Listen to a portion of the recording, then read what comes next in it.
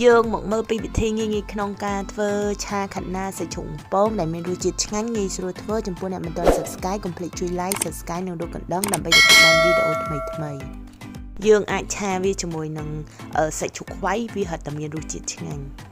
បើសិនជាមានចម្ងល់អីអាច comment នៅក្នុង comment បាន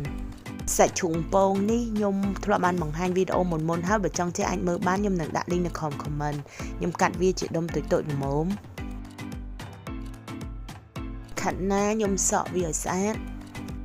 រួចហើយលាងទឹកវាឲ្យស្អាតខ្ញុំប្រើទឹកសម1ចានចង្កឹះ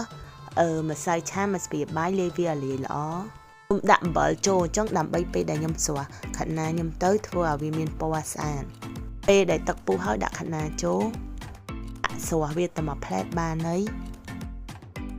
តើមកស្រង់វាឡើងដាក់ចូលទៅក្នុងទឹកត្រជាក់ដើម្បីឲ្យវាមានពណ៌ស្អាតហើយស្រួយ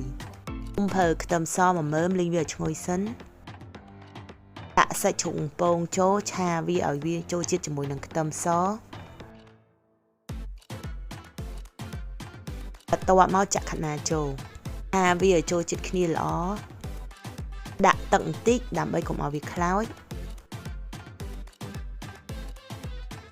ពីចេងមួយស្ពាយកាហ្វេដាក់ផេងខ្យងចូលឆាវាឲ្យចូលជាតិគ្នាល្អដាក់វាក្របដើម្បីវាទន់បន្លែតិចសិនបន្ទាប់មកចាក់ម្សៅឆាចូលតែមុននឹងយើងចាក់យើងត្រូវកូរវាឲ្យលាយសិន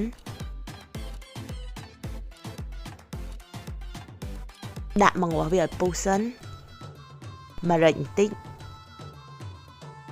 បន្ទាប់ពីវាពុះហើយចូលជាតិគ្នាល្អហើយយើងបិទភ្លើងឆាខាត់ណាសាច់ជ្រូកបំពងរបស់ខ្ញុំបានឆ្អិនរួចរាល់ហើយធានាថាឆ្ងាញ់អរគុណចំពោះការទស្សនា